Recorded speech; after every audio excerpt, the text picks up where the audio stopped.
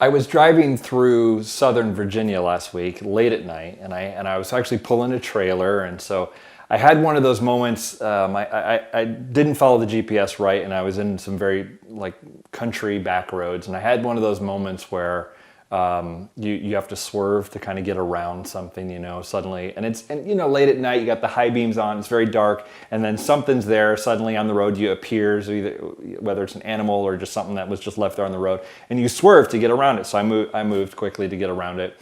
But your heart goes when that happens. You're like, oh man, I almost got in an accident. You kind of think that even if you didn't really almost get in an accident.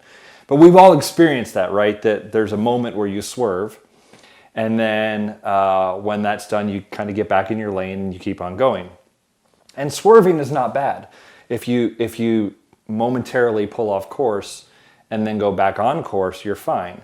Swerving is only bad if you momentarily pull off course and then you stay off course and then you leave the road or hit a tree or whatever it is. And I was thinking about that because I was reading through Hebrews chapter 10. I'm in a couple discipleship groups at our church, and group of guys that I'm reading through the book of Hebrews, and we're on Hebrews 10. And I want to read to you something here because he basically, the author, whoever wrote the book of Hebrews, we don't know, summarizes almost the entire book in a couple verses here. And then he makes 4 statements that start with the words, let us. So it pivots from, this is what I've been talking about Jesus, and it goes to, here's things we need to do. Let us. And there are 4 of them. I want you to hear these. So Hebrews chapter 10, starting with verse 19, it says this: Therefore, brothers, since we have confidence to enter the most holy place by the blood of Jesus, by a new and living way opened for us through the curtain that is his body, and since we have a great priest over the house of God. So all of that is a summary of what he'd been saying in the previous 9 chapters. Like, hey, we can come to Jesus because of his blood, and kind of a summary for people who were Jewish, who understood the Jewish sacrificial system. And he's explained in the first 9 chapters how Jesus fulfills that system and is actually better than that system. And then he says these 4 statements that I think are very relevant to us today and for sure in 2020. He says this: number 1, let us draw near to God with a sincere heart, in full assurance of faith, having our hearts sprinkled to cleanse us from a guilty conscience, and having our bodies washed with pure water. So that's 1, draw near to God with a sincere faith. Number 2, let us hold unswervingly to the hope we profess, for he who promised is faithful. The second, don't swerve with your hope. Number 3, let us consider how we may spur one another on toward love and good deeds.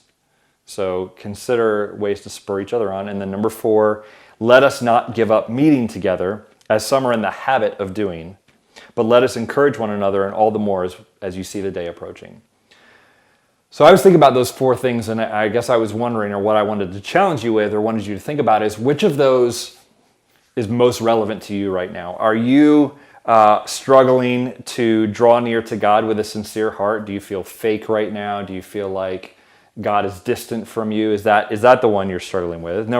Or is it number 2, holding unswervingly to the hope you profess? So has your hope swerved a little bit, whether it was the economy or death or maybe loss of friendship or just different things that maybe have happened this year, some of the race stuff that's been floating around? Has any of that stuff caused you for your hope to swerve and get a little off track? Number 3, let us consider how we spur one another on to love and good deeds. Are you spurring people on? Now, spurring is that idea of like taking a horse with spurs, like on a cowboy's boots or something, and you press into the horse, and it's sharp, and they feel it, and it makes them move. And so when we talk about spurring one another on, that's not like the, hey, hang in there, buddy, you're going to be great. That might actually be something more like a challenge. So do you have anybody in your life that you are challenging not to become their best self, but to get closer to God? Like, are you spurring anybody else on to grow in their faith, to remember their faith, to become more like Jesus? Or is anybody spurring you on? Is there anyone in your life who can speak into it and say, hey, come with me and let's walk after Jesus together? Do you have that? And then lastly, let us not give up meeting together as some are in the habit of doing, but let us encourage one another, and all the more as you see the day approaching. So the opposite of maybe spurring one another on, or maybe not the opposite, but a different way of thinking about that is you can spur and challenge, but also to encourage one another. That's the loving side, right? Or what feels like love to us is we encourage one another. Do you have someone in your life who is encouraging you? And he says in here, let us not give up meeting together as some are in the habit of doing. And I want to say this, and not just as a preacher, although I'm sure plenty of preachers love to quote this. Are you in the habit of not meeting together with other believers who might challenge you, who might encourage you? I think all of us fall into routines. And maybe pre-COVID, you had a way of being, a way of life, a habit, the patterns that you were in. On this day I do this, and on this day I do this, and here's when I exercise, or here's whatever.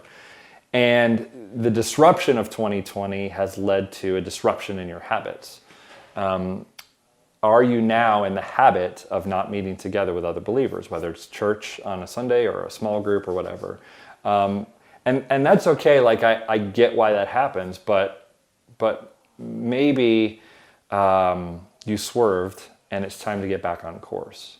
Maybe there's a chance to get back on the road now, and don't let your swerve just take you off course completely, where you hit the tree or you stay off the road. Maybe this is an opportunity to go, okay, I need to get back on course and meet together.